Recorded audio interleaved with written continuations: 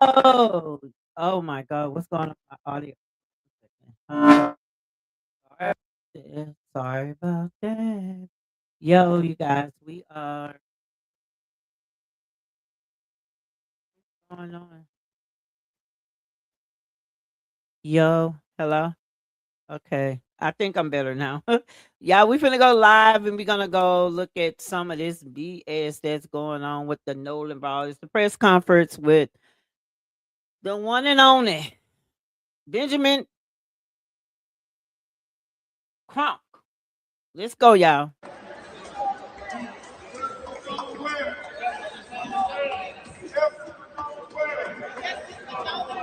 Justice for Nolan Well. Justice for Daniel Murray. Justice for Daniel Murray. Justice for Daniel Murray.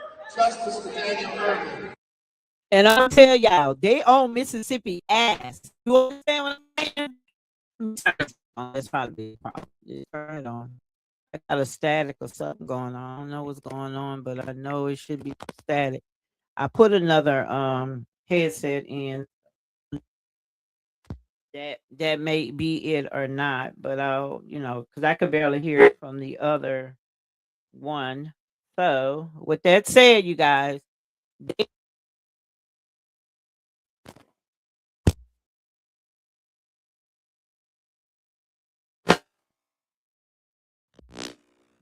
hello,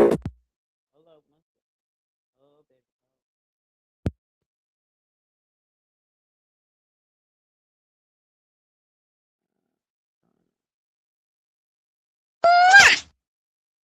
Okay. Okay, we back on. I'm sorry about that, y'all. Let's go. They own Mississippi ass. It's time. It's time for that bullshit they have in Mississippi to be shut down. They're also investigating other cases now that happened in Mississippi. I also have a case that I pray to God that this lady sent me the information on. It's a young man that went there. I don't want to talk about it yet. I ain't gonna talk about it now until I know that she gave me information so I can send it to them to see if it's something that they will be interested in. A lot of times they not interested on black crime, but we shall see. Justice for Daniel Earl. Justice for Daniel Earl. Justice for Tyler Smith. Justice for Tyler Smith. Justice for Tyler Smith. Justice for Tyler Smith. Justice for Tyler Smith. Justice for Tyler Smith. Justice for our black children. Justice for our black children. Justice for our black children. Justice for our black children. Justice for our black children. Justice for our black children. Justice for our black children. Justice for our black children. Justice for our black children. Ladies and gentlemen, first of all, let me say how much I appreciate you all coming out for this important media conference. We have organized this press conference for a few purposes. One purpose is because we want the world to know that the National Urban League and all of our affiliates and members and supporters across the country are standing with these three families.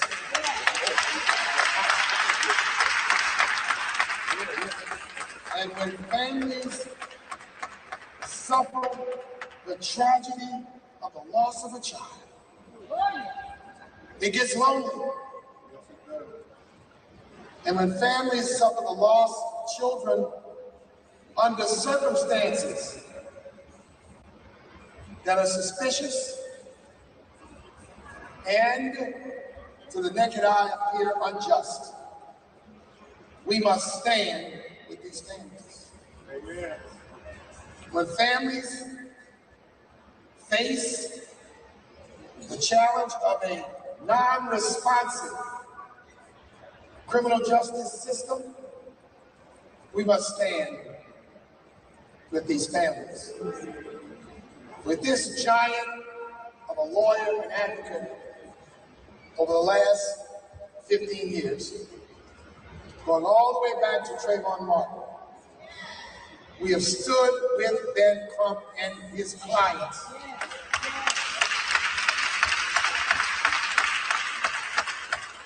And we have stood with Ben Crump and his clients because we want the community to know that we are not going to be silent in the face of injustice. Amen.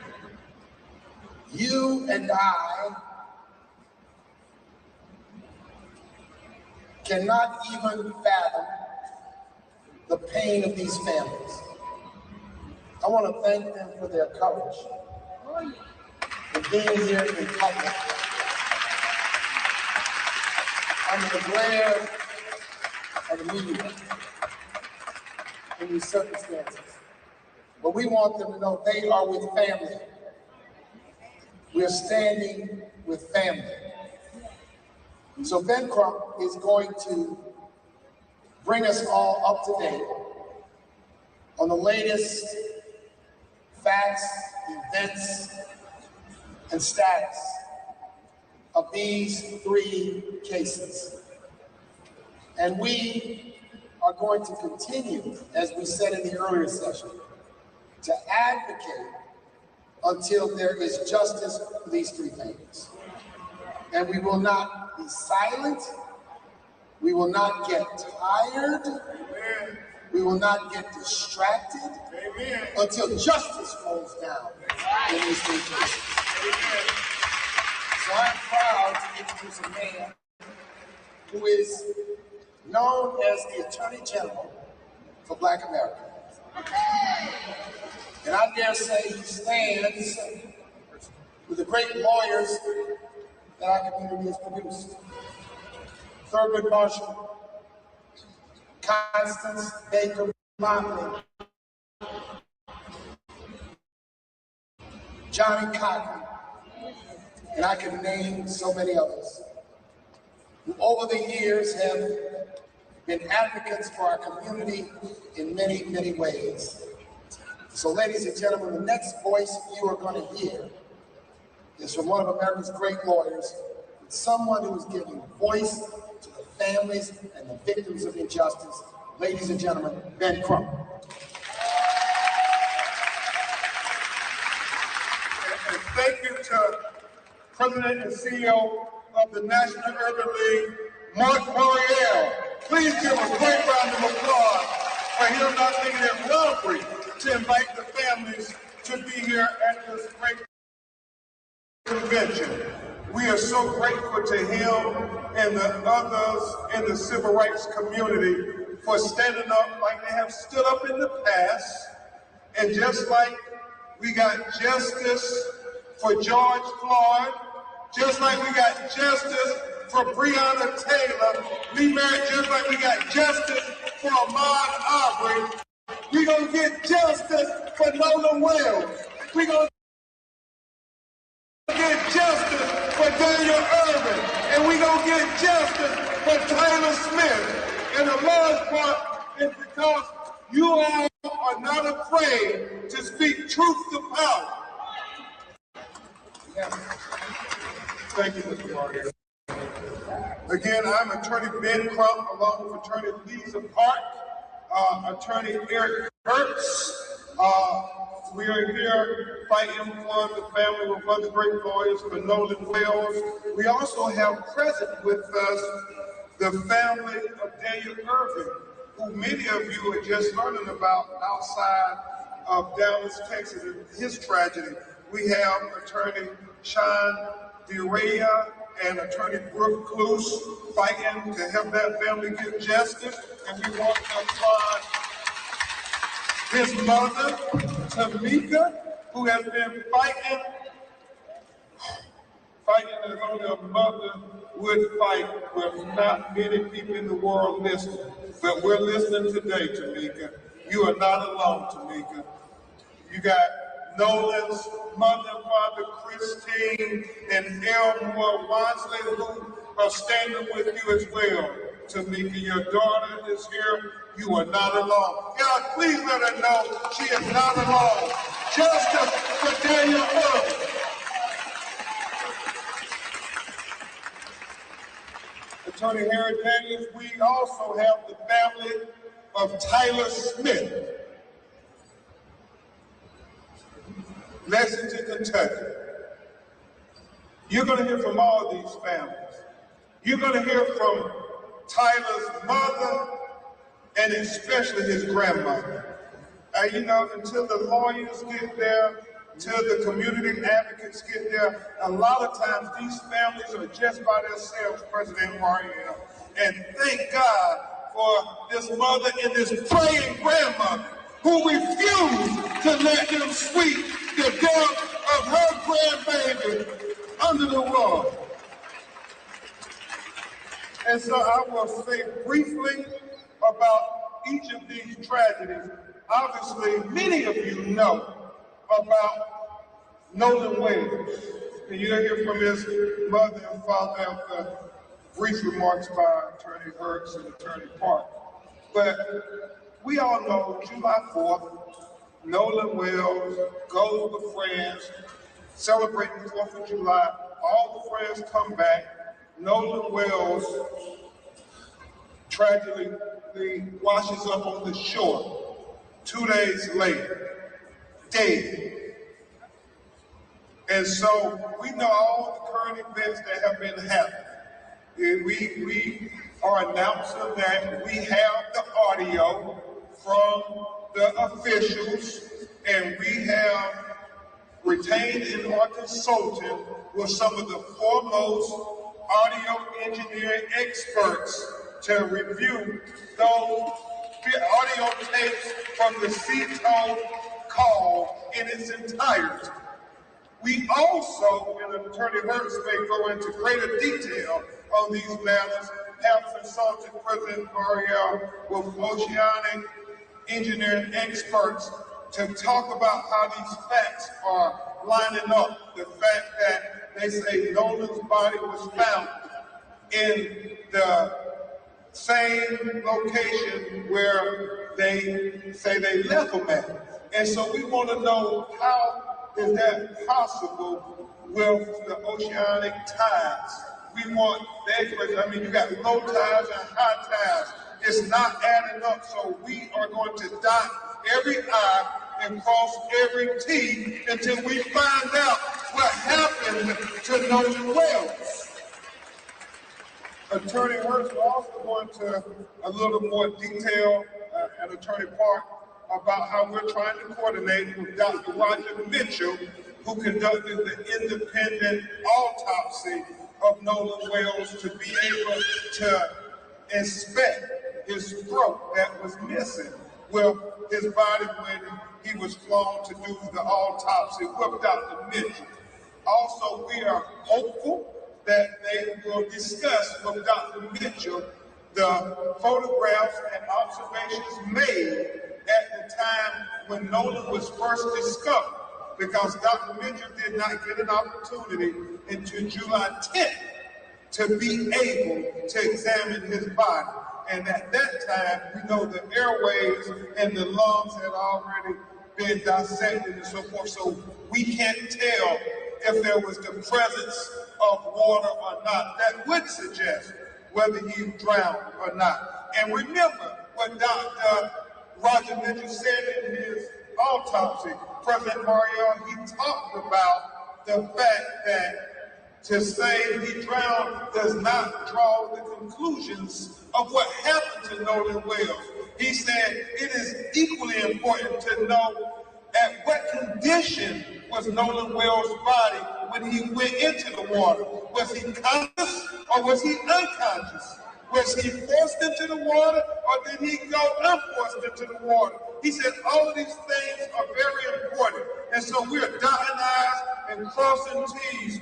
We are focused on getting to the truth, and we stand for the truth. Me and everybody on my legal team stand for the truth, no matter who it implicates or who it exonerates. We stand for justice, no matter who it convicts or who it acquits. And we stand for transparency, so everybody can see. And that's all we want. We want answers. We're not casting aspersions on anybody. We are saying that we want to make sure everybody who is remotely involved has their questions answered, to make sure we have a full and fair and impartial and transparent investigation. And is that too much to ask for these broken-hearted parents? Is that too much to ask? That's if it was your child, wouldn't you want the same thing? And I get it, they're attacking me, they're attacking Reverend Al, they're attacking the parents of Nolan Wells. We don't care about those distractions. We ain't no ways tired.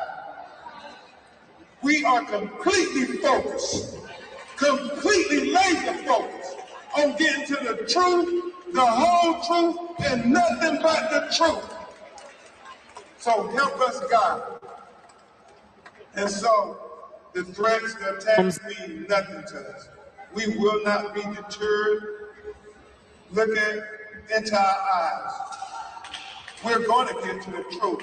I am so grateful to Mr. Byron Allen for donating $100,000 to the GoFundMe so we can help get the best experts in the world. I am thankful to Reverend Al Sharpton. I am thankful to Mr. Tyler Perry. I'm thankful to Mr. Tara Owens.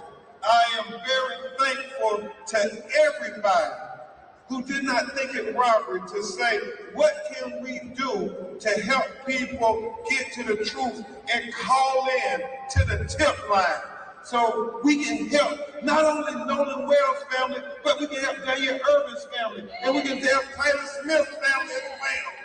Everybody on social media, please continue to ask questions. Please continue to share photographs, share videos. It all helps us solve this potential of what happened to Nolan Wells. I mean, this is so important. Somebody saw something. Somebody knows something. As Christine and Elmore have said, if you're really Nolan's friend, you know in your heart of hearts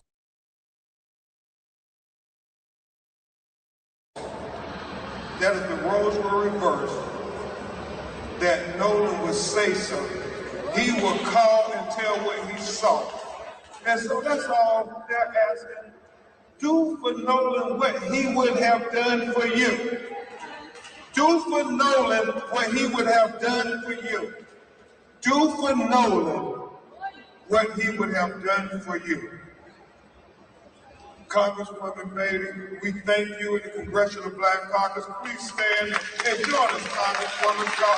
You all asking the questions from the Department of Justice and the FBI. It's important that we have the full weight and force of everybody who has any kind of authority to be able to help us get answers on Nolan Wells and the other 18-year-old black boys.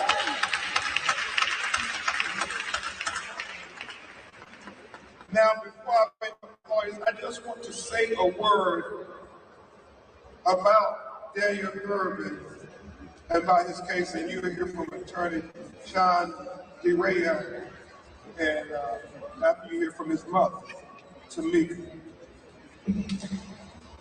So similar, and what they're saying about Nolan Wells, and that is her 18-year-old son, President Maria, Congresswoman Beatty. Two young white teenagers come, pick them up from their house, leave. They go on, I guess it's an alleged fishing trip. Her son, I guess they are saying, accidentally drowned. But his two friends then throw away his clothes, right, Sean? Throw away his cell phone, go and delete all the text messages between Daniel Irvin and them, and then say nothing. If it's an accidental drowning, why wouldn't you come to his mother and tell her he drowned by accident? Why wouldn't you go to the authorities? Why wouldn't you go to somebody and say there was a terrible tragedy, he accidentally drowned? But no, they gonna throw away all of the evidence that is germane to finding out what happened. And it's only after his mother raised all kind of hell, and before they are searching for what happened, Minister Dominique Alexander and the activists in Dallas, they're saying, no, something happened to Daniel Irvin. We got to get to the bottom of this. Then and only then, Mark Mariel, does the young people come forward to the authorities with their parents, and they say, well, we were there, and they confessed that they threw away his cell phone and his calls, and they deleted the messages. And so law enforcement charged and arrested him after 3 months. 3 months passed, not until Nolan Wells started making the news that they finally come and they arrest them, but not for the death of Daniel Irvin. They arrest them with tampering with evidence, and that's it. And what his mother is saying, what Attorney Derea is saying, what Attorney Cruz is saying is simply this. If they would lie about his cell phone and throw it away, if they would lie about his clothes and throw it away, if they would lie about deleting text messages between Daniel and them, how can you believe it when they say it was an accidental drowning? They need to take this case to a grand jury. And you're going to hear from his mother talk about other things that don't add up, about the conduct of the boys immediately after the drowning, the alleged drowning. It's so critical and important that we remember Daniel Irvin as well. And then Attorney Park, Attorney Cruz, talk about Tyler Smith, and I'll just try to paint the picture real quickly for you, and then you'll hear from these parents, these broken-hearted parents. 4th of July. You can't make this stuff up, Congresswoman Bailey. Attorney Day is 4th of July. Same 4th of July 2026 when Nolan goes missing. Tyler Smith in Lexington, Kentucky is the only black person in the home where they're having a 4th of July small house party. Somehow, Tyler ends up being shot in his head, dead. 911 is called. They come, the police get there. They tell them that he shot himself, that they were playing Russian roulette. That's what they say. They say, there's the gun.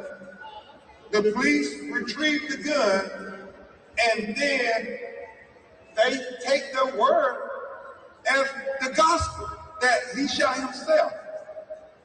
They don't do gunshot residue on the hands of Tyler or nobody else. I mean, basic investigation 101. If you say he shot himself, when you bag his hands and when you test it for gunshot residue, but they don't do that. And you're going to hear from his grandmother and his mother as to the explanation, the implausible explanation that they offered them. And the fact that the gun, President Mariel, that they claimed he used to shoot himself with, the police, after they do analysis, it does not match the casings that they found on the floor to where he shot himself at.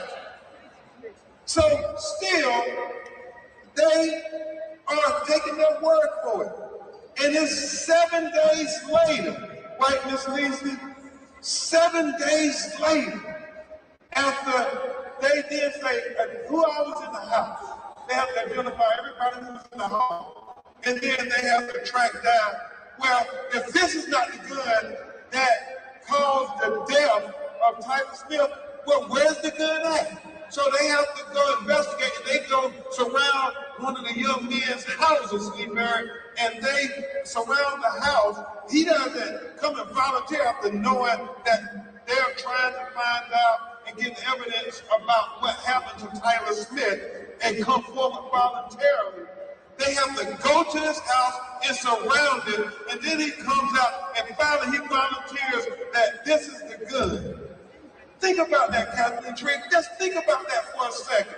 You would think, after all of that, he is surely going to be arrested and charged with killing or being in a way responsible for the death of this 18-year-old young black man. But no, he is only and nobody in all three of the questionable deaths of these 18-year-old young black kids, nobody has been held accountable in any way.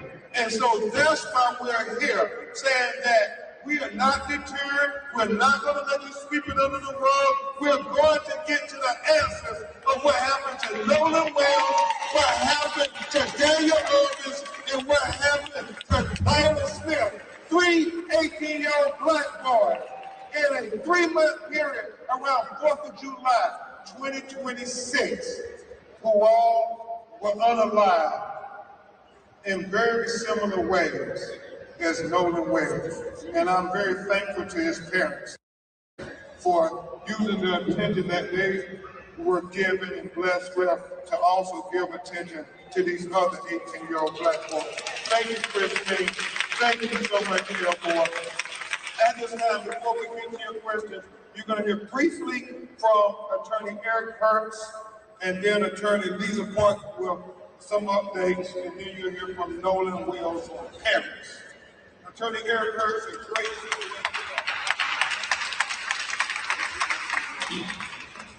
Thank you for showing up. I have some brief updates on the Nolan Wells case. We have been working with the district attorney.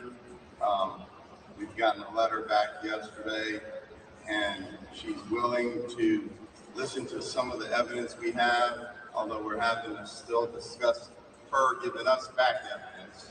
And that's something that we will see. The phones, not just our clients' phones, but the other phones that are involved in the situation, we are trying to coordinate and have come to a tentative agreement with the district attorney to go ahead and have them investigated together jointly with our experts as well as their experts. And I believe, if I'm not speaking out of turn, the FBI is going to also be present there. And that's going to show a lot of stuff that we haven't seen. I'm going to keep it short, but as I always say, I would like to say one more time, society is judged by how the most powerful treat the most vulnerable, and justice will prevail. Thank you. Thank you very much, Attorney Eric Hertz. And now you will hear briefly from Attorney Lisa Park, who heads up our Atlanta, Georgia office, and has been leading on this case. So today I just want to recognize all of these families for coming here today, traveling here to Nashville, even family that's here in the audience. If you think for just a moment, for these tragedies, they really just happened. They really just happened. If you've ever had a loved one that you've lost, it's hard. And you feel like going into a quiet place by yourself, mourning, grieving, doing all of our own religious rituals, right? And so it's quite hard that these families have had to come into the spotlight to stand up for their children. This is not where they want to be. And for those people who somehow think that they want to be in the spotlight, I guarantee you, this is not where they want to be. For all of these families, for every single family member that is suffering through these losses. So I want to commend all of these families. I also want to commend them for coming together as a group, right? Because all of us, we are stronger together. We are stronger together. together. And there are so many unanswered questions for all three of these cases. But there's hope. And I see that hope because we do get calls. We have been getting over 100 calls a day. And I want to thank everybody who's called in. Because for every time there's a hater that's saying that these people just want the spotlight, when somebody calls in with some encouragement, when somebody calls in with some information, it makes up for that. Because we know that we're stronger together. These questions, these cases can be solved, and we can do it together. So I want to thank everybody for calling, right? But I also, last thing, I want to encourage those who have not called yet, and you know that you have some information. One, I know that it's scary. I know that you may be scared. But if there's a time in your life to do the right thing, this is it. And you just have to be brave. And go ahead and please call us. These people, we need you. We need you. Thank you. Thank you very much.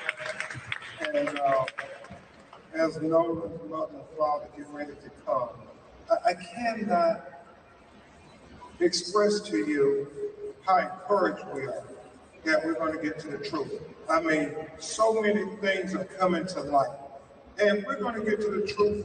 We are not trying to cast aspersions on anybody. We want the truth. We want the truth. That's what we want. And like we said, if that implication or exonerates you, then you got to talk to your Lord. You got to talk to your God. But we want the truth and nothing but the truth. And if it was your child, you would want the same thing. And so that's why everybody who got children, you could understand the pain, the agony that this mother and father have been dealing with since 4th of July.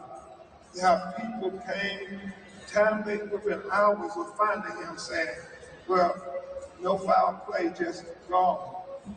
How do you tell somebody to just go on when my son is dead and nobody's giving us any answers? All those people out on that island, and you mean nobody knew nothing? Nobody saw anything? No, we refuse to accept that nobody knows nothing. We're going to get to the truth. We're going to get to the truth. We're going to get to the truth. And it's starting to come to light. Because truth is light. And we're going to get to the truth. Y'all give it up for the mother and father of Nolan Wells, Elmore and Christine. We're going to get to the truth. Thank you all for being here today. It has been 27 days since we have been able to talk to our son, to hug him, to tell him we love him. This has been the most difficult time we have ever had. I want to tell you who Nolan was. Nolan was a God-fearing, God-loving child. He loved everyone. He was the person who would just make you feel comfortable just being in his space. He was never one to exclude. He always wanted everyone to be happy, to feel good, to have purpose. He would lift anyone up. It didn't even matter if he didn't know you. If you took that moment to just tell him a little bit about yourself, what you wanted to do in your life, right then and there, Nolan would be your biggest cheerleader. Today we are begging, because I'm not too proud to beg. We are begging, if anyone knows anything his friends, strangers, please call the hotline, because we will not be able to rest until we get answers. But please understand that all of these distractions, these other questions that people, the attacks that people have sent our way, just know we will not be distracted. We are ready to do whatever we need to do as his parents to continue advocating for him, because Nolan is not here. He is not here to speak for himself. He is not here to tell us what happened. So again, we will not rest until we get answers. And if you know something, you need to let us know. Please do not be afraid. Okay?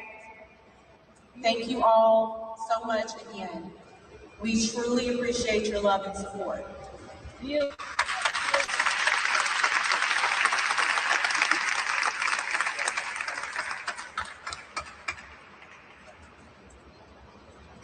I'm faced with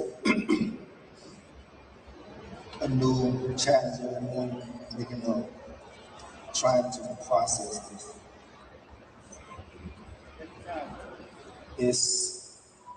It's the biggest challenge I've ever had. I pretty much was raised up like a lot of you.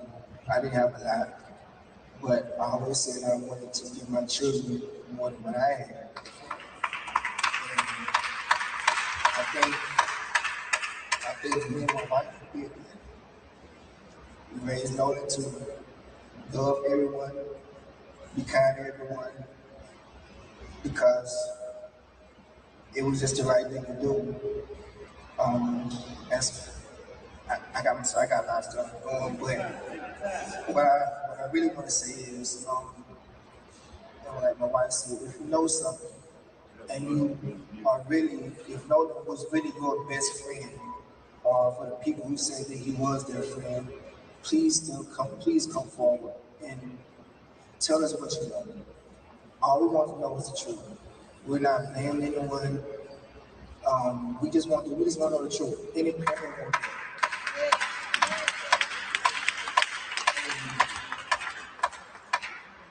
Also,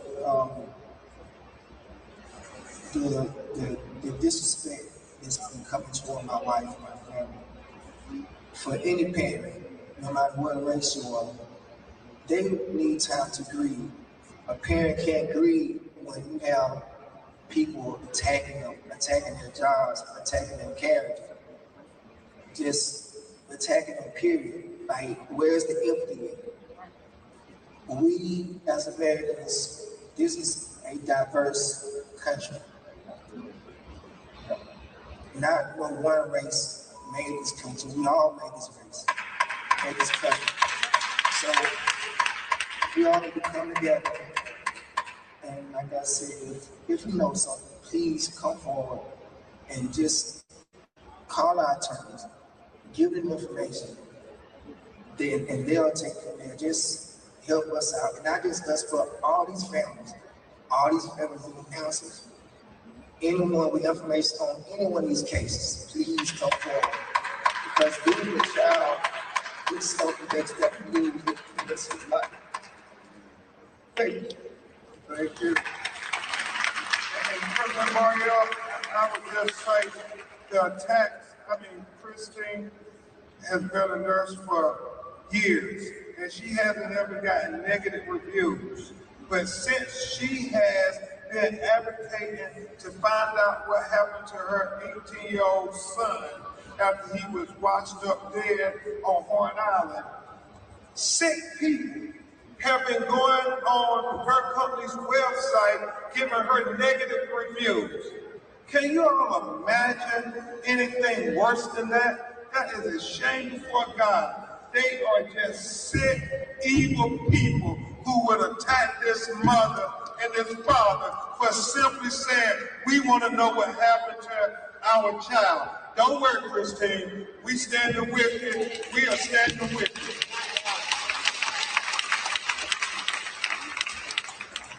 you. Yep, and next we're going to have the mother of Daniel Irvin come and talk about her child and tell you what happened in her words, and then you hear brief remarks from attorney Sean DeRee.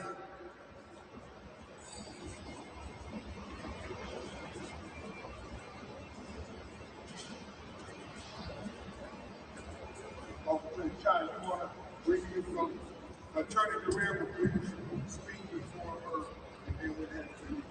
Thank you, Mr. Crump. Tampering charges in this case is absolutely unacceptable.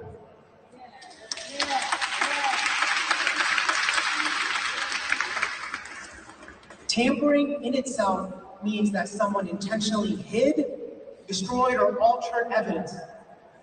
If the district attorney's office has that evidence, take that evidence, put it together, and present it to a new grand jury.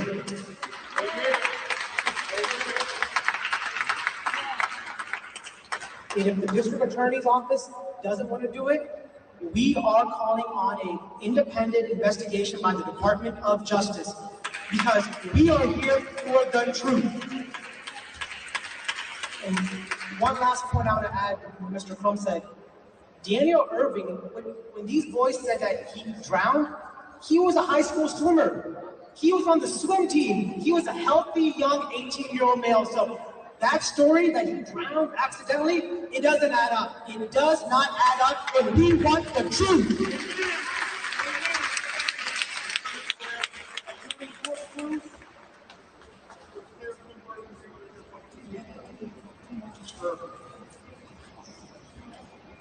Police and law enforcement are supposed to be protecting and serving.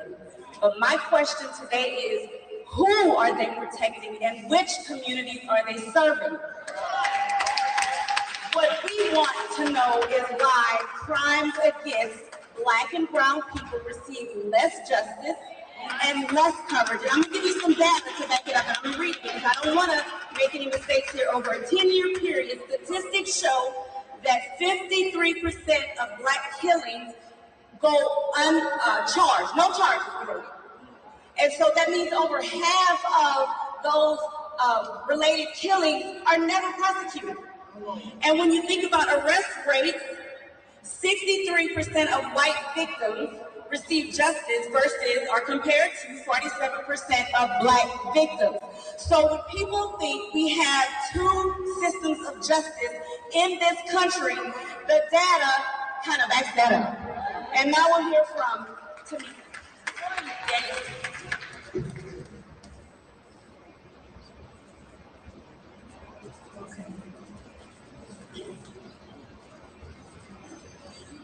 My name is Tamika Irving. I am the mother of Daniel Irving. This is my daughter, Azaria Irving. This is Daniel's eldest sister. So what a lot of you guys don't know, to give you like some context, my son told me that he was going to go outside and hang with some friends. Okay, and I was under the understanding that he would be in the neighborhood. So I didn't know where my son was. I thought that he was just visiting friends in the neighborhood. Around 8 o'clock or so, I started to text Mike, call Mike. And Mike was an honorable child. He wanted to serve and protect, be in the military. He loved people. He always had a joke to tell. He was very comical. So I called the police the following day at 12:30 in the morning, and I said, hey, my son ID is here, and his money is here, his social security is here, and I don't know where he's at. And this is not like him, so I'm reporting him missing under suspicious circumstances.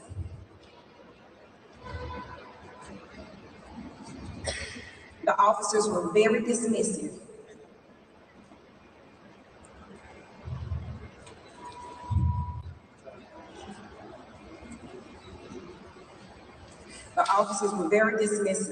So I didn't get any information about where my son was. I canvassed the neighborhood. I knocked on doors. I asked neighbors for video footage. I had to do the footwork, the research, the investigating. I had to do it. And so to the mothers, to anyone out there who have a loved one, do not wait for the police to do their job.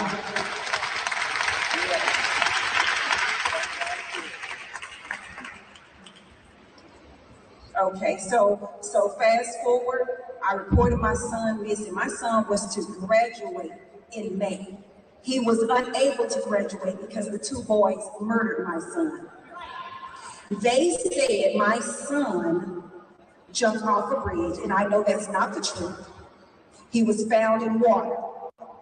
And not only that, my son was on the swim team. He was very comfortable with swimming in the pool, swimming in lakes. The autopsy report shows my son had an unobstructed airway. So my son did not drown. I want to know why the people that are in place to serve and protect failed to do their job from the very start. When I reported my son missing, it took them 35 hours, over 35 hours to input his information, only in the state system, showing that he was missing. They failed to enter his information in the NCIC, the National Criminal Database.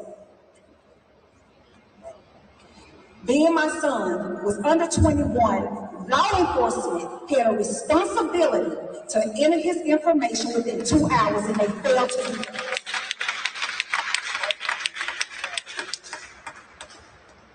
My son will fight for me, and I'm here to fight for him. I want justice. We are in the pursuit of justice. Justice for Daniel Irvin. Justice for Daniel Irvin. Daniel Irvin. And the final family you will hear from is going to be the family of Tyler Smith, who many of you haven't heard of at all. And I want to have his family who drove from Lexington, Kentucky to the National Urban League Convention to say that Tyler Smith life matters too. Y'all, please give him a round of applause. Tyler Smith life matters. Tyler Smith life matters. Tyler Smith life matters.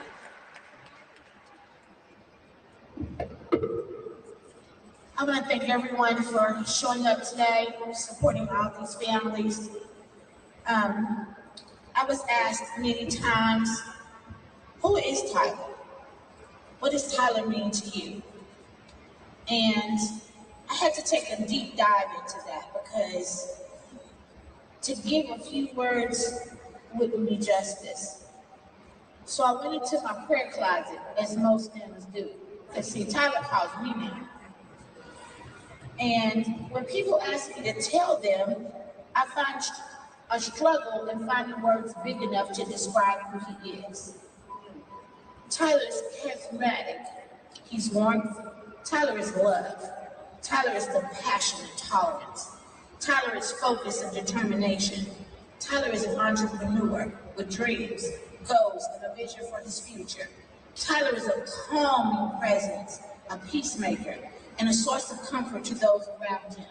Tyler is that warm piece of cake straight out of the oven, that soft buttermilk biscuit that the butter glides across the top. Tyler is the depth of a baby's laughter and the warmth of a grandmother's hug. Tyler is what many people spend a lifetime searching for, but never fully find: a genuine soul with a kind heart and a beautiful spirit. For me, Tyler is much more than all of those things. He's my motivation, my determination, the wind beneath my wings. Even in his absence, he continues to give me strength. He has become a part of the reason I stand, the part of the reason that I keep moving forward.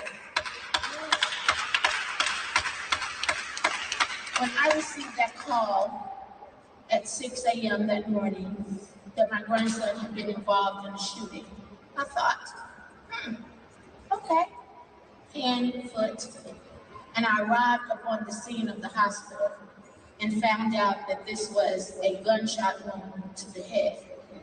Again, I'm a praying mother.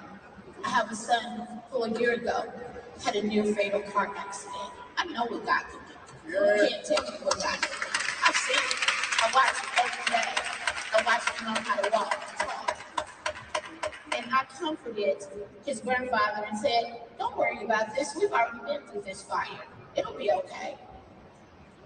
When the physician came out and pronounced my grandson, and she stated, self-inflicted, accidental, I told her, you're a liar, and there is no truth in it.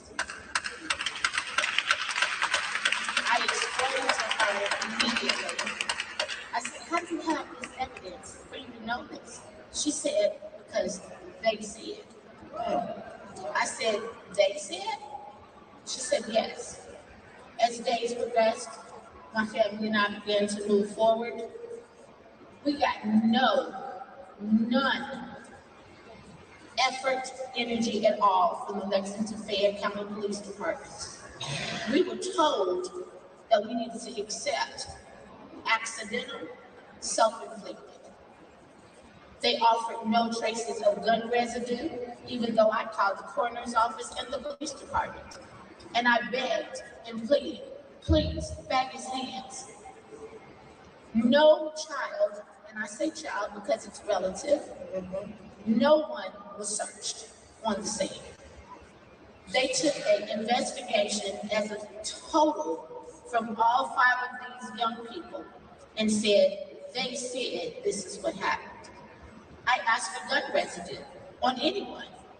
The answer that I was given, well, there's no need to bag his hands. Everyone in this room would have gun residue on them.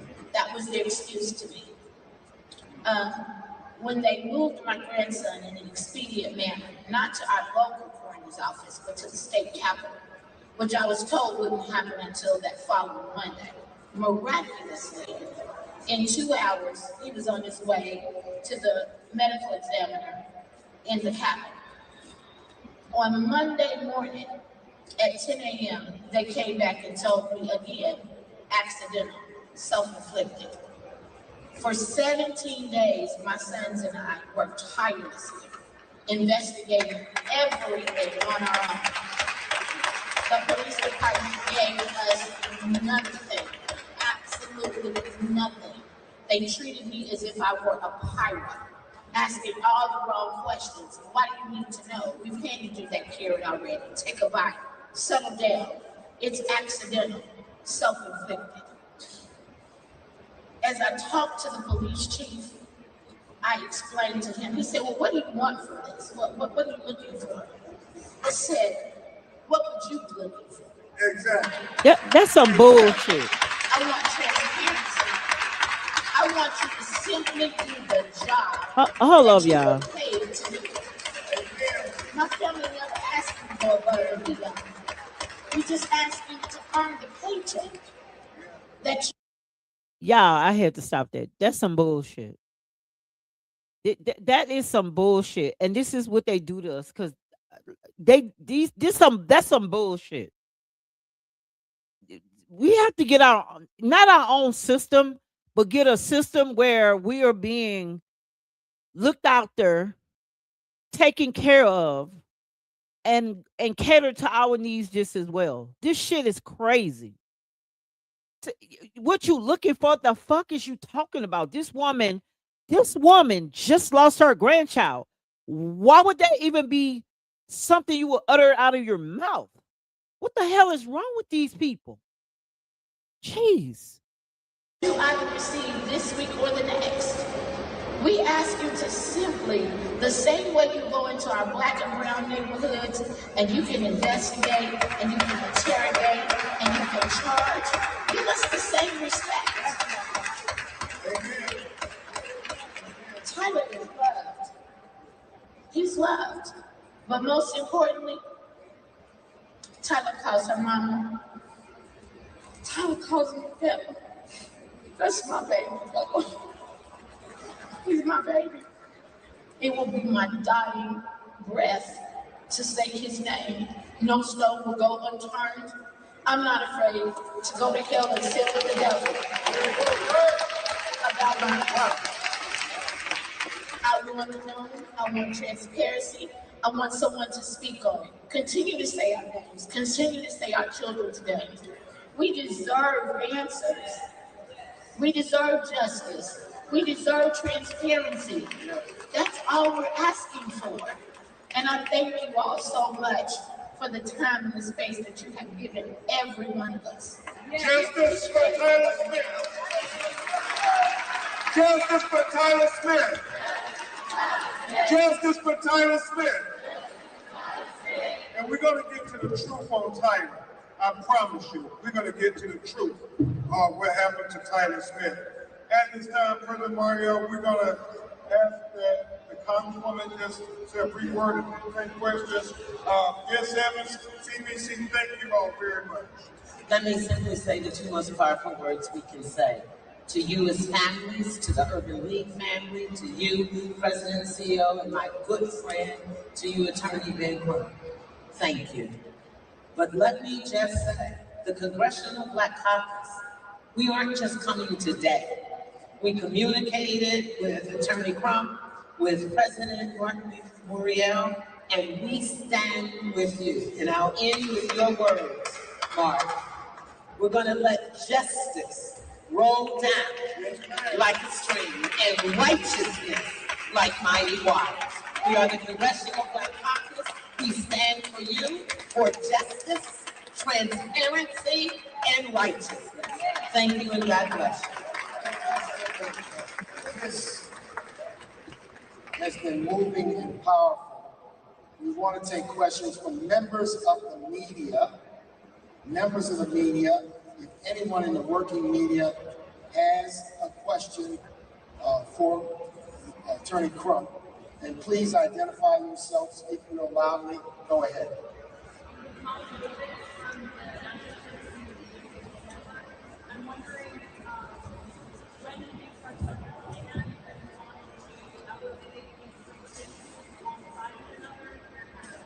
Yes, ma'am. And that's an excellent question because thank God for us being able to get the national attention on Nolan Wells case. And that doesn't happen just by coincidence. It's a lot of the civil rights community, a lot of the activists, Reverend Al, people like Byron Allen, Tyler Perry, everybody on social media coming to say, no, this ain't adding up. We got to find out what happened to Nolan Wells. And then we get contacted by our good friend, Attorney Sean DeRea, saying that, hey, we got a similar case, Attorney Crump, where you co-counsel with us, and Attorney Brooklyn start working with them. And then we get a call to the call center, President Mario, and I simply can't believe what happened to Tyler Smith. It shocks my conscience. And so Kareem Ali and Cliff Jones, my investigators, they start to investigate. And we're saying, this can't be true. They really didn't do a gunshot residue test on the hands. That's basic. And so it hits me that all of them are 18-year-old black kids that died in very questionable circumstances when Nolan was the only black kid on the boat. Daniel was the only black kid allegedly on the fishing trip. And Tyler was the only black kid at the 4th of July celebration party, house party. And all of them are 18 years old. Look at the dates. That's eerie when you look at the dates. February 8th, Tyler Smith is born. July 4th, 2026, he is dead. Can I see the other? Oh, this is Daniel Irvin. He's born November 21st, 2007. He is dead on April 17th, 2026. Where's the Nolan Wells, born August 19th, 2007. He is dead in July of 2026. The date is yet to be determined. All of these young black kids were born in 2007, and all three of these black kids died 2026, 18 years of age, on the cusp of manhood. And I said, no, we got to show that this is not a coincidence that all these young 18-year-old black men are ending up dead and nobody's being held accountable. No, we got to bring the law. We got to bring the law. We must bring the law for these 18-year-old black men. Let me also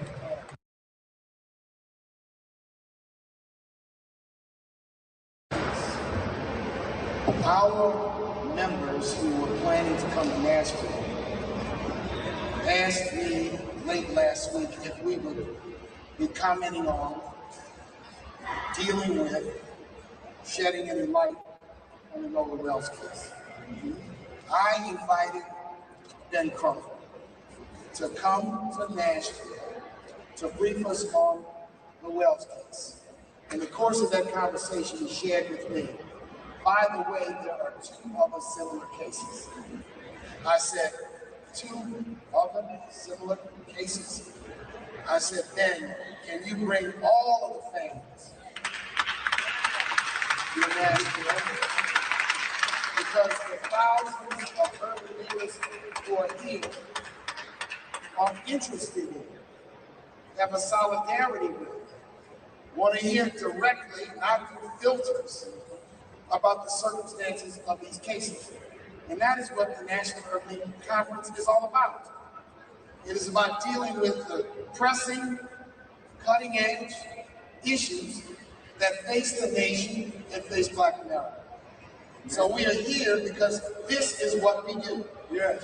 Whether it's Trayvon Martin back in the early teens, Michael Brown, George Floyd, Sandra Bland, Breonna Taylor, Tamir Rice, we deal with these issues because our constituency wants to hear directly. And I want to say this, we trust Ben Crump. And we know that he does not engage in chasing false cases. That he also, when he takes a case, that he's going to elevate the word and the personality and the pain of the families. All too often,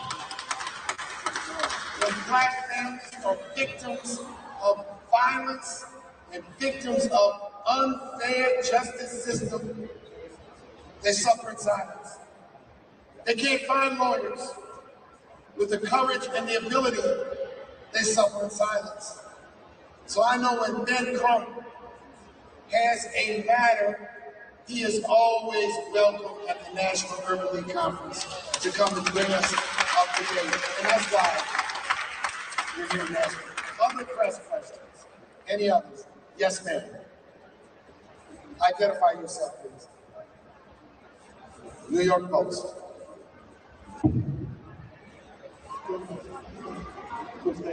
Yeah, we know about the question. We were ready for it. This attack and this threat to sue us and the family for defamation, it's a distraction. We're not distracted by it at all. And it's about getting to the truth. That's what we want.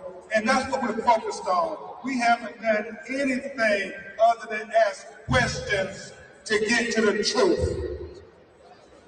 Okay. Another one.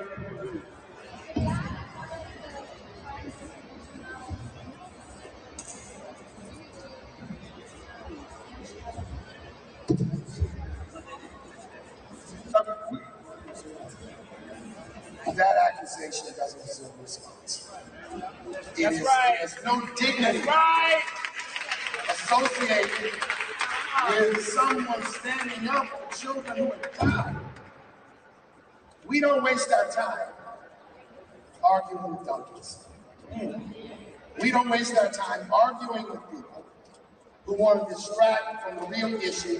We have 3 dead black young men under suspicious circumstances.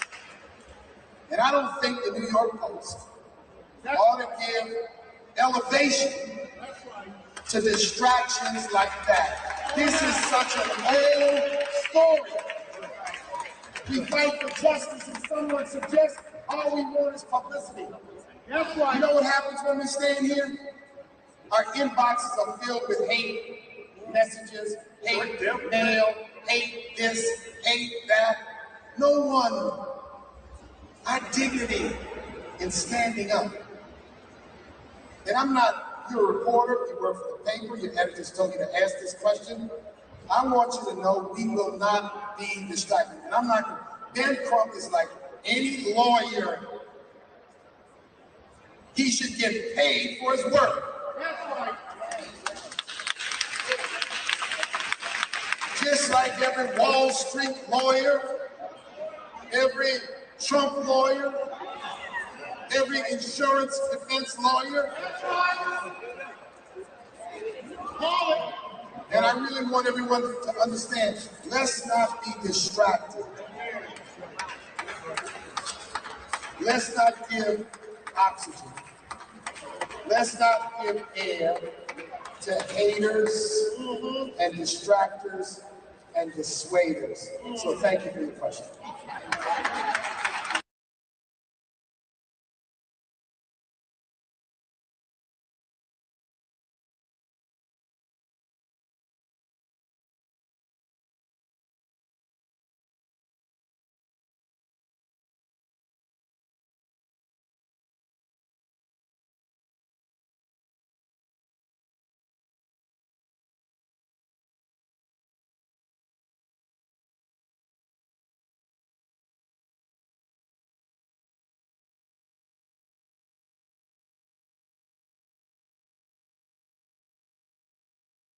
I'm sorry about that, you guys. Like what I was saying, because I was talking my ass off and I was muted. My thing is this, you guys. We're at a state where we're not letting people just say whatever the f they want anytime they want, and we just believe them because they got teary eyes or they just try to act more soft and sensitive. We don't give a crap. You know what I mean? No matter what your race is, we all are waking up to this matrix. That's just what we're doing. We're waking up to this matrix, y'all. This is some sad, crazy stuff. You know what I mean? Like we're waking up to the BS that is being displayed to us. That's just that. The Wall Street Journal just asked him, is he getting publicity? What in the hell is wrong with you? Someone's child is dead, and you asking those the most ridiculous shit on planet. And if it was the roles was reversed to that person who asked that question, they probably wouldn't be able to stand in front of a pulpit. Well, I'll say a pulpit, but you know what I'm talking about, right? This mother is strong beyond strong to be able to speak, to be able to hold her composure for the questions and answers that she needs. This is crazy, y'all. These people is crazy. Thank you guys for the love, the likes. Please, I got 71 people in here. Please like the live. Please follow. Okay. Right now I'm at number 7. This is my 7th time going live. I'm loving it, you guys. This is Auntie Erica Tranell. I'm on TikTok. I got a lot of shit on there. Please go view it. But yeah.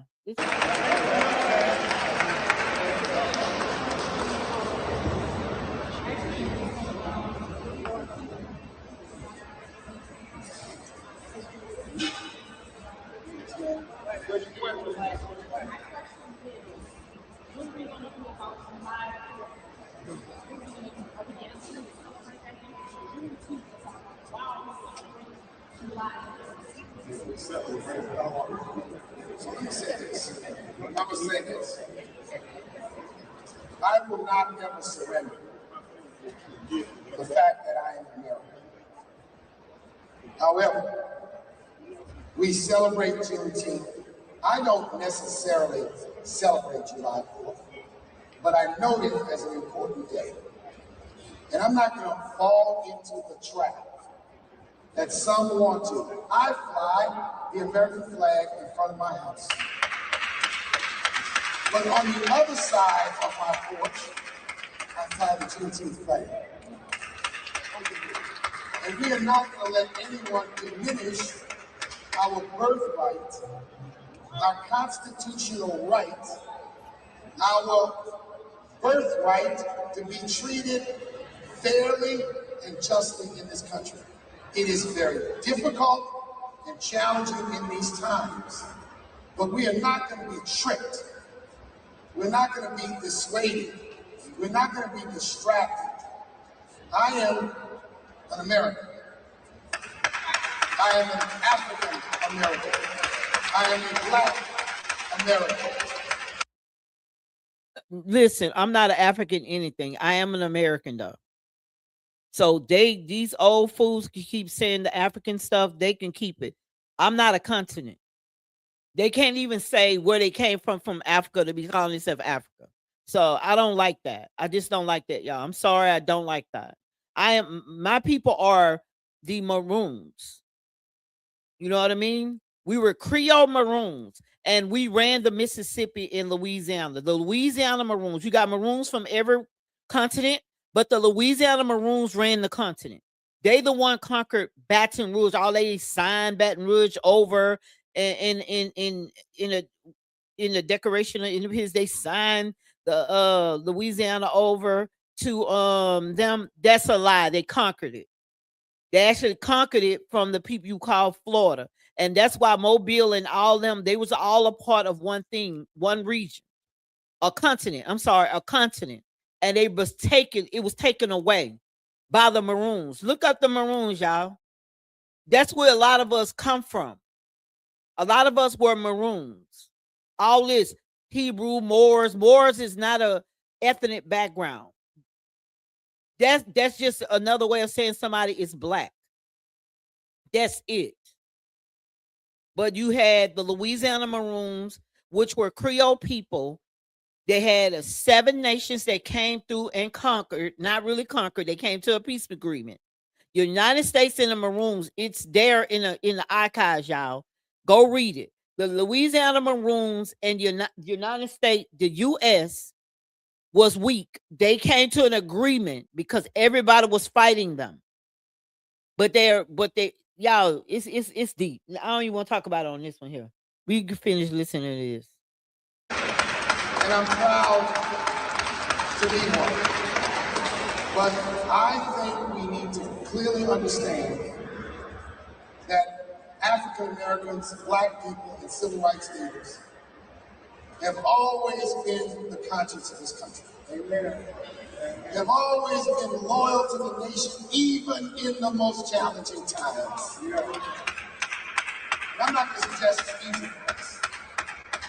But what we're not going to allow is for people to marginalize us, they treat us like second-class citizens, or suggest that somehow, let me tell you what a true patriot is. A true patriot stands up for justice. A true patriot stands up for the families and the victims of violence. A true patriot holds the justice system accountable, doesn't make excuses for an unjust justice system. So we gotta understand that we're not gonna get tricked and cornered into people suggesting because we stand up for justice, we're something other than a true and full patriot in this country. That's the way I feel. I said last night, I was born in a segregated hospital, born in a segregated city, watched my parents and their friends fight and litigate and march to open doors of opportunity. The reason why these times are so tough and why they're so difficult is because if we are not careful and if we are not vigilant and diligent, our children and grandchildren will be relitigating the battles of our parents. This movement in this country to turn back the hands of time is palpable. So when we stand up for these families, and we'll stand up for other families, and we'll stand up for other people, we are doing it because we are true patriots. We're doing it because we believe in justice.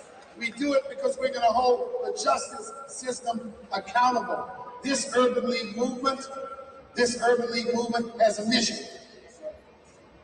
And its mission is something we will not surrender. Like the Congressional Black Caucus says, we have no permanent friends. We have no permanent enemies. We only have permanent interests. So thank you for your question. And let me say this before I move on to the final two questions. You know, we as African Americans, as W.B. Du Bois said, we have this duality. Y'all, I don't on like one that. hand, we know Stop calling me an African. Constitution, they never expected that the rights would apply to us. But like my personal. And that's what I'm finna do. I'm finna write legislation about that because I'm tired of these leaders calling us Africans. I'm Creole Maroons, Louisiana Maroons. They partnered with the United States. The man from Project 2025 studied the Louisiana woman and the Virginia woman. Go look it up. All these states y'all be talking about did this, did that. The Jamaicans did this. If the Jamaicans won out of slavery, why? They live in the way they live in, and they not living like us. Y'all go read about the Louisiana Maroons, Creole Maroons. I got all the leaders because it was continents, colonies, not continents, colonies that ran this land. British, Spain, and all those people, right? And we're gonna have that conversation. I promise y'all, we're gonna have that conversation. But let me finish. The hero Thurgood Marshall said, I know they didn't intend it to apply to us, but and also, you guys, I just finished the online high school just as well, right? And also, I'm gonna have labs, genealogy labs. You will first have to do a swab so we could go from there. And we can find, because some people think their family is their family and it's not. We have relatives that we possibly never met because we were all separated. You know what I mean? When all this 1960, 50, 40 bullshit took place. Y'all, like, tribes were created. All this tribe stuff y'all talking about, and I'm going to say this. Tribes were created by the government. Anybody that were freemen, they put them under Cherokee. Stop being proud of that shit. If you were a freeman, turn into a Negro, they put you as a Cherokee, didn't strip that from you. They took the descendant kids, put them in churches. The church leaders helped script their their minds on who they were.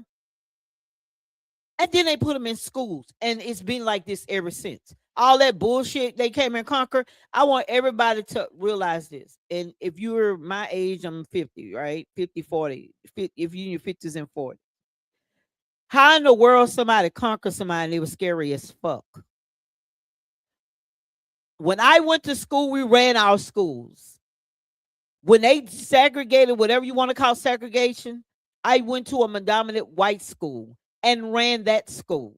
Now, I didn't run it, whatever, but the mass majority of black people dominated that school district.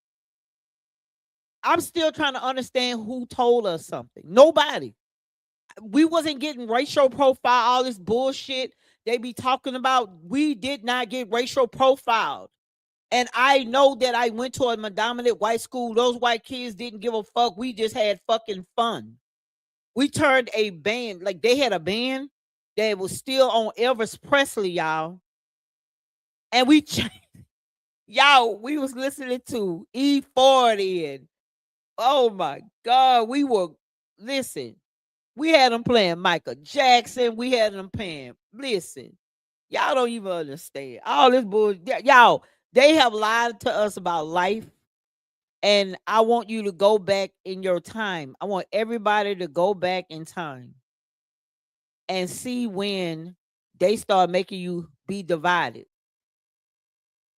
Y'all, even in my fucking 20s, I had nobody to ever call me the N-word ever. Other than, somebody nigga, negro, whatever, around your peers, right? The first person ever called me out my name was somebody black, not white. So I'm not against us because I'm down with us 100%, but we have to get with reality. When I went to school, a white person say anything, they know they getting, you know what I mean? So they did not try us. So how they conquered us? How do we get to the place where we say somebody's above us? Oh, they think this. Some people ain't never thought none of this shit. I went to a dominant white school. Bad as a motherfucker, y'all. They was scary back then. They couldn't fight. They didn't have no rhythm. They couldn't dance. None of that. So how the hell those type of people can come in and just do so? You know why? Because there were agreements made. There was some house niggas that wanted to have certain black people to submit to them. Then they got fucked over like King. Yeah, I said it. But let's finish this here. I'm pissed. We're going to make it a contest anyway because we are American citizens. And if anybody built this country, it was our ancestors with the rolling in the cotton fields. I mean, doing the things that made this. And they lying about that. They're just trying to get people to vote back Democrat. Democrats and Republicans are the same damn people. That's just bottom line. Both of them the same goddamn people. My grandmother wasn't in on field, nor was her fucking mama. So I don't understand what they like all this shit they talking about. Yeah, they had some Africans that did come over here to work for labor and labor, just like white people. You have the barbarian slave trade, y'all. They don't talk about it. It went on for years. They worked for shelter and housing. We let them flip the script. Because King wanted a white woman. I'ma say alleged, but go look it up. I got her name. She's on my TikTok. I got information about that because it's documented, well documented. His daddy made him not marry her. Because the black community wouldn't allow him to leave. Everything King mimicked, he mimicked it from people from Louisiana. Go look it up. The bus boycott, that happened first in Baton Rouge, Louisiana. We had money. We had millionaires back then. They told King to listen. Y'all been doing my research. I'm so mad with this stuff. That's why I don't even like talking about it. Like talking about. Listen, they asked King. They will buy the buses. He told them no. He has a bigger picture. Yeah. Y'all let one selfish fetish man. Now the world look just like he even in his death. We still going through bullshit. Our young men are dying, and either they dying or they talking about black women. Worrying about nails, hair, eyelashes. Instead of worrying about how do we sit our black ass down and become and get our nation back. How do we get our nation back? How do I make my own decisions for my house again? Because old white men that's in Congress make the decisions for them. And if you think I'm lying, go look at all the numbers versus the white and black people that's in the House of Representatives and also in the Senate. It's 64 total black people in there, and they put them on TV to make you think like, oh, the Democrats are this all black. No, they not. Majority of them are old white men that make decisions for black. Listen, they make the decisions. They determined if you could get married to their people because they know what they wanted. You're a woman. Go look at the billionaires and see who the fuck that they married to. Black fucking women. Or they have a black woman in their pockets. Go look at the man with Project 2025. They're using the ways that black women rock, roll, how they organize, put things together, and the man was the fucking muscle because that was his job, to take care of the land and protect the woman. He turned around. The man turned the fuck around and wanted to conquer her like she was his damn slave. She had her babies. She could die from having the goddamn babies. And then she turned around and have his children tend to every fucking thing other than sometimes discipline. And majority of the time, she's doing the damn discipline. He's playing good cop while she's bad cop. Okay, let's talk about, I changed the tire, put the trash. Every once in a while, the woman never turns the fuck off. And my thing is, y'all, I am so I'm sick of them calling us Africans. We're not Africans. I'm sorry, we're not. I'm from the Louisiana Creole Maroons. We fought and helped people get out of slavery from what they call the Seminoles. Because, yes, they did have black, dark-skinned Africans, real African slaves. That woman, the railroad lady, she was bringing them people in from over there, lying to them like a better life. Like everything they doing now, they were doing back then, y'all. Everything they doing now, they were doing back then. Look up the barbarian slave trade, y'all. It happened from the 1400s damn near to the 1800s. All our system was built. All those people died. After a year after those black men died that was controlling certain things, guess what happened? We had a new system step in. We were in two separate systems before King with the bullshit. That's why we were on one side of the road and they was on the other side of the road. It had nothing to do with you couldn't drink after them. None people came here. If y'all go look in the archives and see why we were drinking out of two different water fountains, okay. And no offense to nobody, but everybody turned black when they die. Your melanin kick in once you die. It don't kick in while you're in the sun. You got to understand the difference. I could be in the sun and not get cancer. You can. So therefore, you got to be allergic to this planet. Like, people don't even get those two. And then no offense to nobody. But I'm tired of being called African. I am. Very young country become such a prosperous country at such an early age in its infancy. I mean, when you think about what slavery did to elevate America, that were our ancestors. And slavery didn't do jack. These people built, they had nations, and nations built within their nations on their own. That ain't nothing but more word play. That's all it is. Do I think we're in some form of slavery now? Yes. Us, white people, everybody. Everybody's in it, but the people who's at the actual top. And y'all can keep saying the rocks and all them people at the top. They not. They're not. Let me tell you something. This place is controlled by black people. And I can promise you those same black people and the generations probably have passed on to different people, and you have a set of generation that's watching what's going on over here and not liking it. That's why we're waking up now. Like, just think about, you wake up and realize you wasn't a slave, you wasn't African, and you don't know where it's coming from, but you know that you're not the same as these people, nor do you look like them, you act like them. And then they got other people all over the planet that look just like us. Y'all got to remember, people went out on other continents. They didn't come in because they moved people around to let white people come on this land right here because they were running from their oppressors. That's why you have the Man Slave Act. Go look it up. The Man Act is the White Slavery Act. The Nationalization Act, they got those to help them.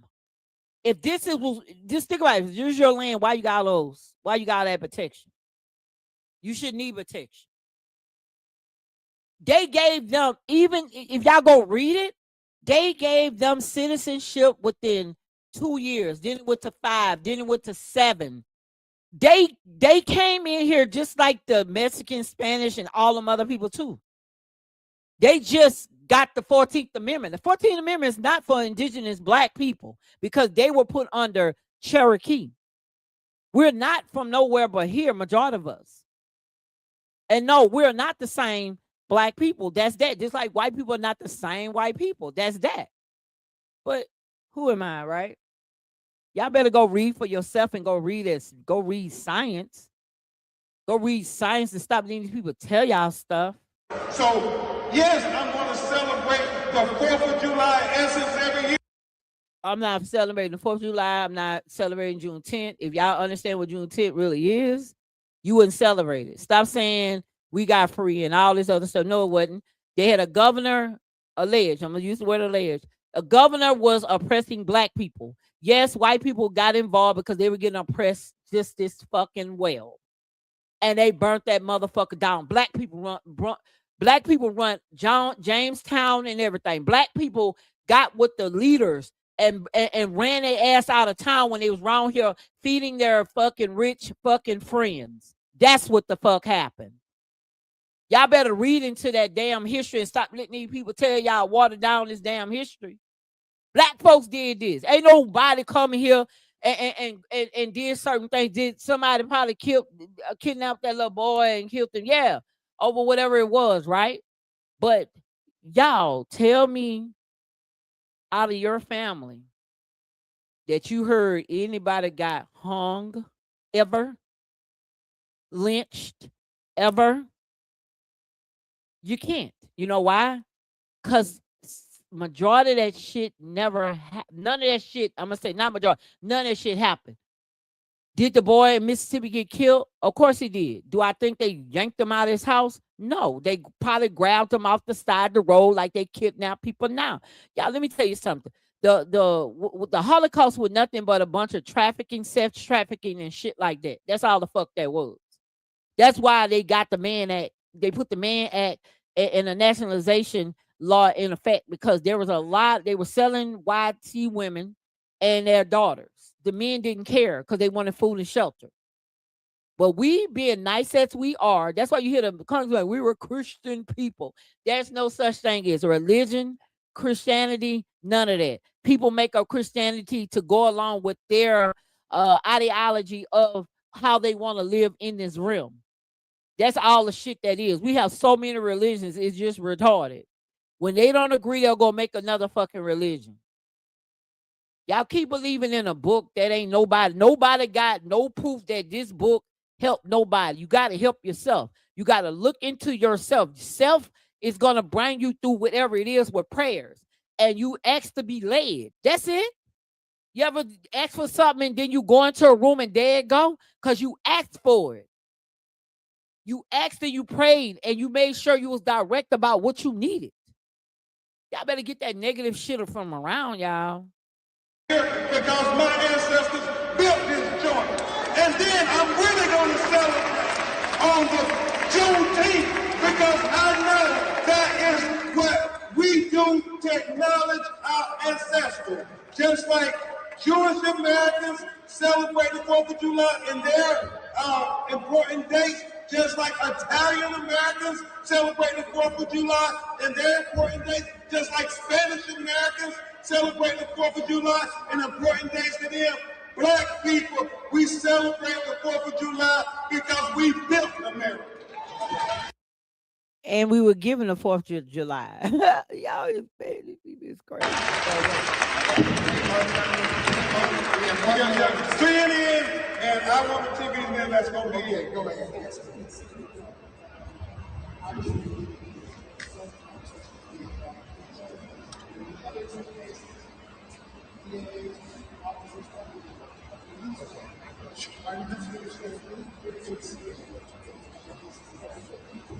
I'll Sean speak briefly to Daniel Irvin, but that's why I was brought in to bring attention to the Daniel Irvin case.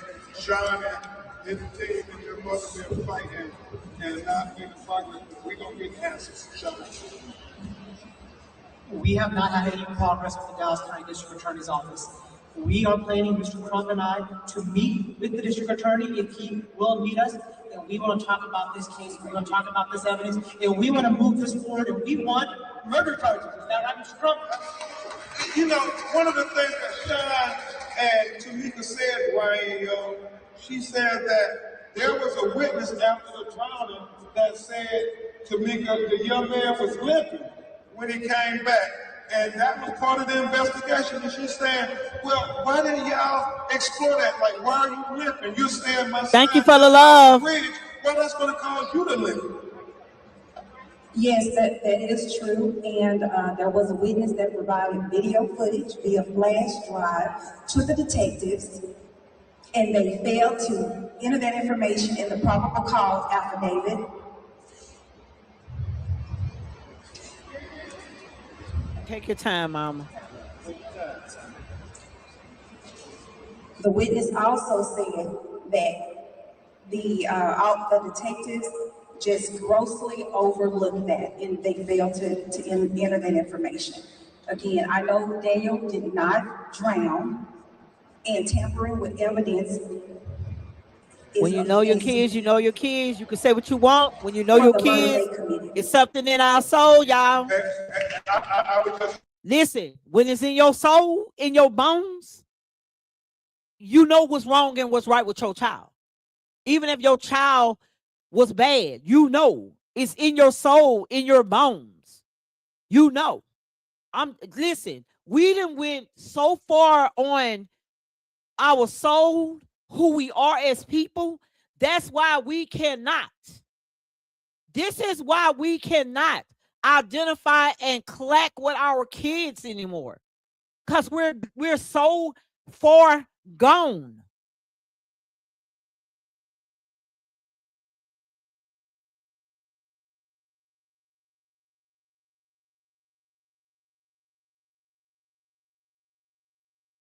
I mean, I don't know what to say about that. I just know none bothered me. But because they couldn't fight. So how we were slaves? I'm keeping it a buck.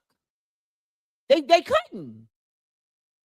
We had cool ones, and you had a few that it was rare, but a majority of them couldn't. Well, the workplace is more a lot of, like, I'm from Baton Rouge, right? And the workplace itself, right? A lot of people own those businesses. Like, I'm from Baton Rouge, a lot of people own businesses, so they hire their children and different stuff like that. So they could do shit, and you the one to get fired if you retaliate. So I understand that. But even when I work, I set the bar when I work. You're not going to come disrespect me. You're going to give me your rules. You're going to show me how this shit go. And if I do something wrong, come talk to me. Don't talk at me. I'm nobody's dog, nobody's lap, nothing. You understand? And that's what, listen, when I got about 25, it says time to do taxes. I ain't gonna lie, I did a lot of bad shit when I was in my 20s. You understand what I'm saying? And I'm telling you, nobody that was not black if or tried or if or nothing. I don't know why. How do we sit here and listen to this bullshit? That I'm telling you, I went to Baker High is a dominant back. Go look in the 80s. That was a all white school that they sent a bunch of ninjas to there. We turned the white folks up. We partied. We had fun as teenagers. Like, it was nothing malicious going on. We didn't even understand the word that right. I ain't gonna lie, my grandmother didn't play. Like, they deal with politics and stuff like that. She was, you know what I mean? They had their words to say. I won't never repeat them because they was amongst us. But you know what I mean? But I'm just telling you, they didn't bother. Nothing. They didn't bother. So I don't like this new shit. This shit come from the internet, discouraging these kids when they can't have their way to say, because I'm black and I'm fat, I can't get this. No. You could change some things. Some things can be changed. It's on you. I don't know. Respond to this here on Ryan. Thank you for the light. His mother believes her child was murdered. We are still trying to get all the information, Attorney DeRay and I, but she does not believe her son unforced went into. Finna graduate, swim team, honor roll student, don't have no issues. Just want to all of a sudden, I'm just ready to leave here. Oh, it's so miserable. Lady, a high school swimmer and drowned. She just isn't accepting that, and she has a right as a parent to question that. Right. As it relates to Tyler Smith, we're going to have more information coming forward because of the hard work of his mother and grandmother, and we think the shoe is about to drop on that. And we're going to meet with the district attorney. We haven't yet, but we're going to meet with them because people are starting to come forward. And I again thank the parents of Nolan Wells because people are coming forward in their case. That's inspiring people to come forward in Tyler Smith's case as well. So thank you all for coming forward. She had the last one. Okay.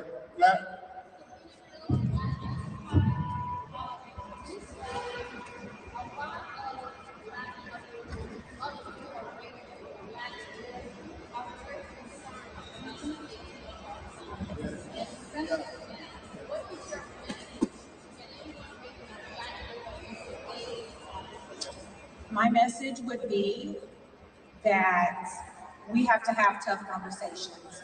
This is something our community already knows.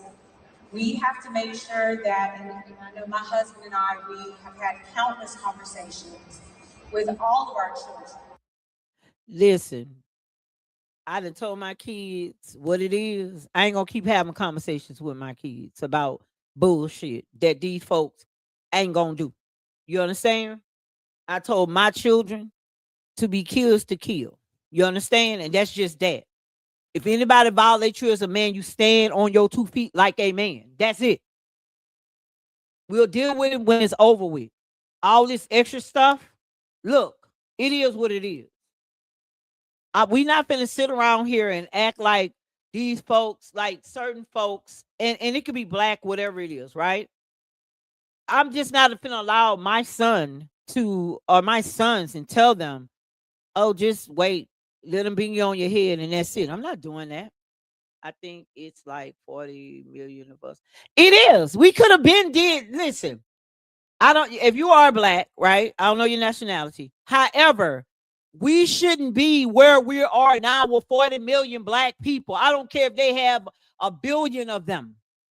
We should not be at a place where we're looking out an hourglass of them. We shouldn't be here still. We shouldn't. Listen, I'm on TikTok. You got people on TikTok. Now, I'm looking at TikTok. I got a lot of people on TikTok. I just don't like TikTok because they treat you like a kid. So that's why I'm doing this now and going to build my audience this way. Listen, they like, I'm not trying to be racist, but this sound like ninja. It don't sound like it is. Like, why you gotta dumb yourself down to make a point for clicks? You let me know you a sellout. You know what I mean? You let me know that you a sellout just because I could never do that. I'm me all day. You want to call me ghetto? Cool. I'm a paralegal. I'm a notary. I do taxes. I just built a elementary K through 12 school. We should have no excuses why we cannot teach our own kids no more. I have genealogy labs. I got all of that. You get what I'm saying? I'm finna show you my website. Hold on one second. Y'all, like I'm with all the ish. I'm with all the smoke, y'all. I'm with all the smoke. You understand what I'm saying? One thing about me, if I need to go build it, I learn how to build stuff. You know what I mean? Like one thing about me, you need it, let's go get it. Let's go get it. It won't let me, you say invite, you say stop. Oh, it won't let me add another. It won't let me add another video. Hold on, let me see if I could add a.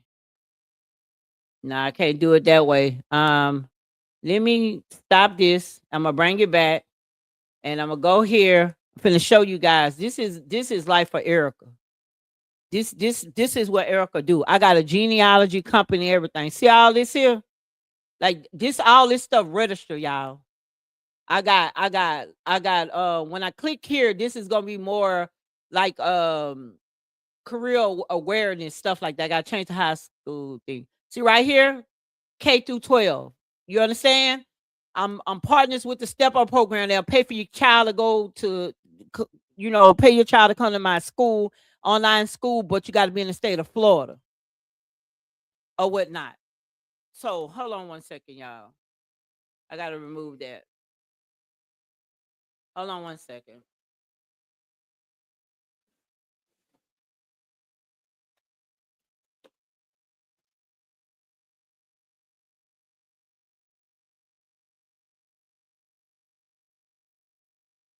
I'm sorry, y'all. I had a call.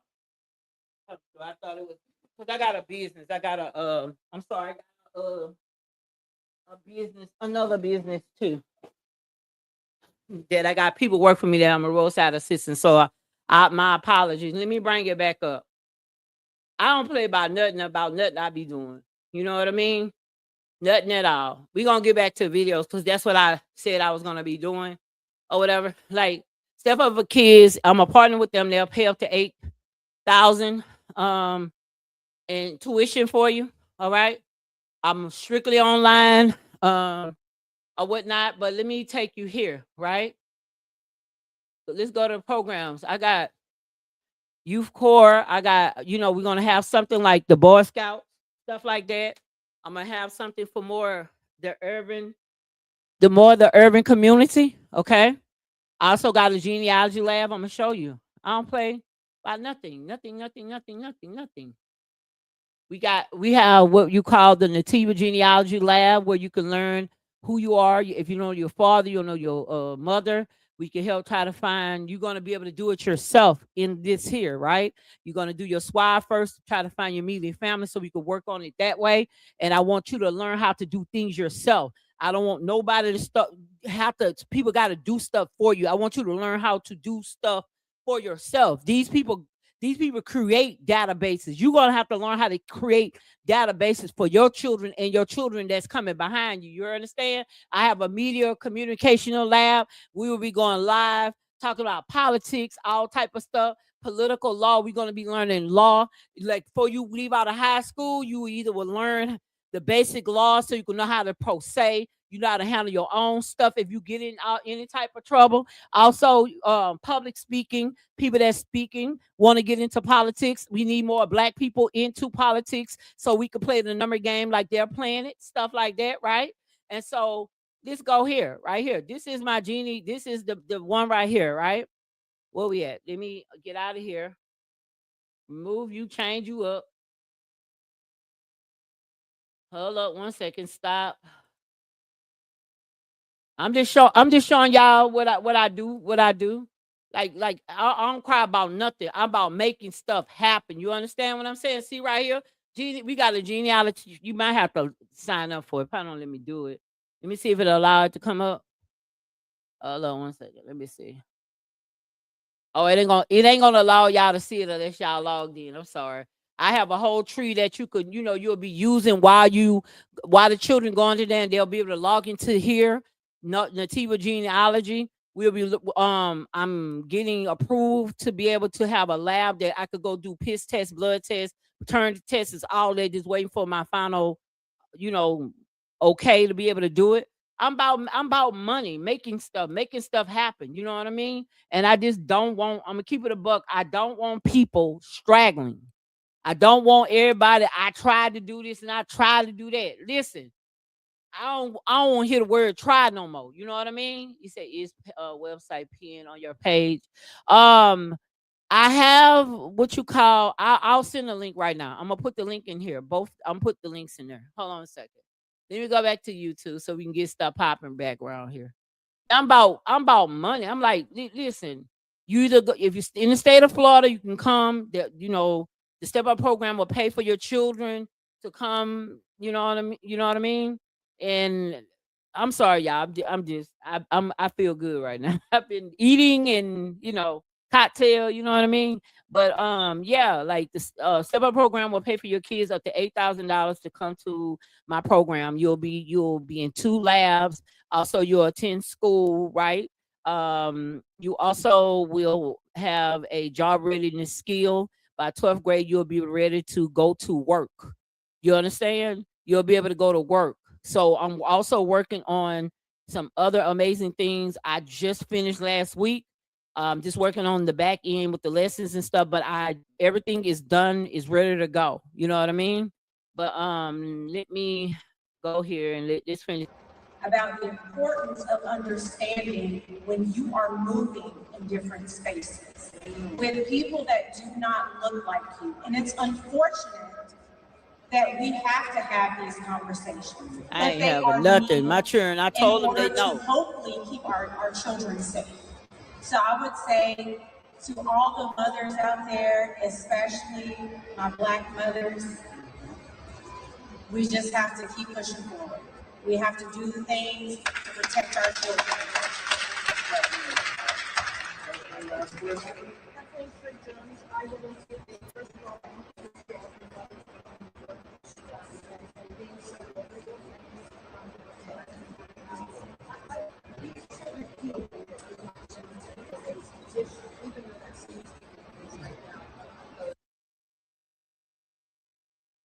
I don't know what's going on with that, but we finna get off that right now.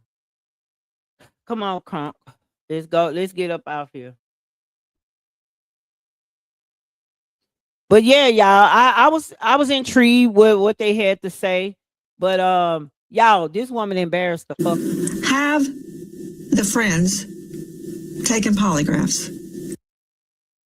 Y'all, he got embarrassed. She embarrassed him. And she embarrassed him.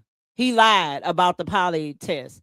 They took some other crap, some other bull crap, but it's not what he's around here parading.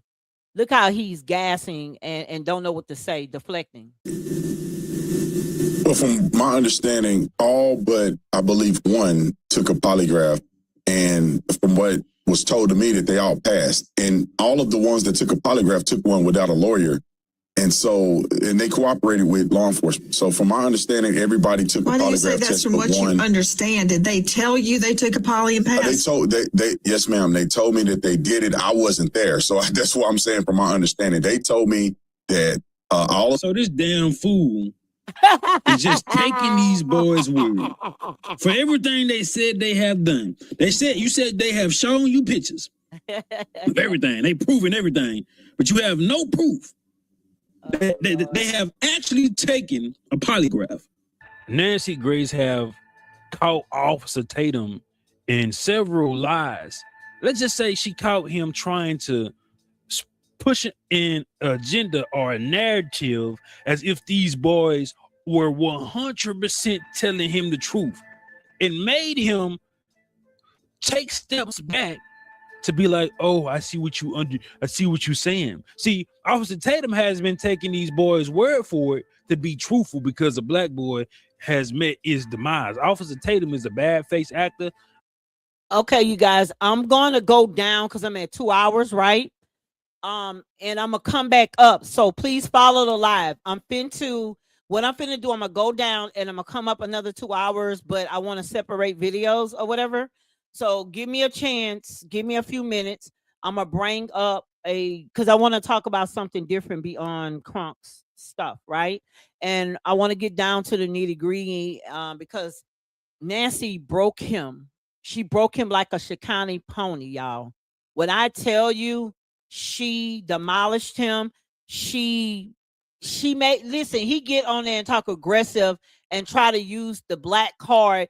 Oh, y'all racist. Da da da da da. But this YT woman got on here and demolished him. She demolished him, and he had no comeback, y'all. I'm just telling you. She like cut him off. Normally he's cutting everybody off. He's sitting there quiet as F. Won't no rebuttal. Yes, yes, ma'am. He wants to be accepted, y'all. This man, listen, and this facts. This man said that he would never cry because he over his child because he has to be strong for his wife. But when Charlie Kirk got killed, he cried like a Chicago hoe. And I will be back in all these messages. Y'all just stay tuned. I'll be right back.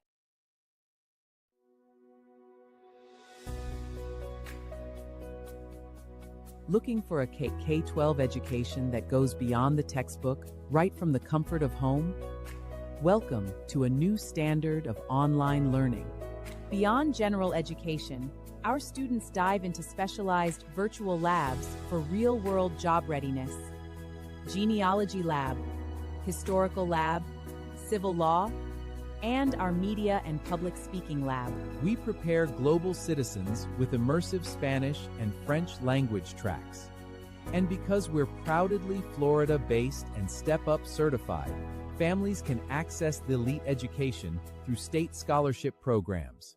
Diverse representation, academic excellence, and career readiness, delivered entirely online, wherever you are. Secure your child's spot today. Secure your child's spot today. Visit our website to enroll.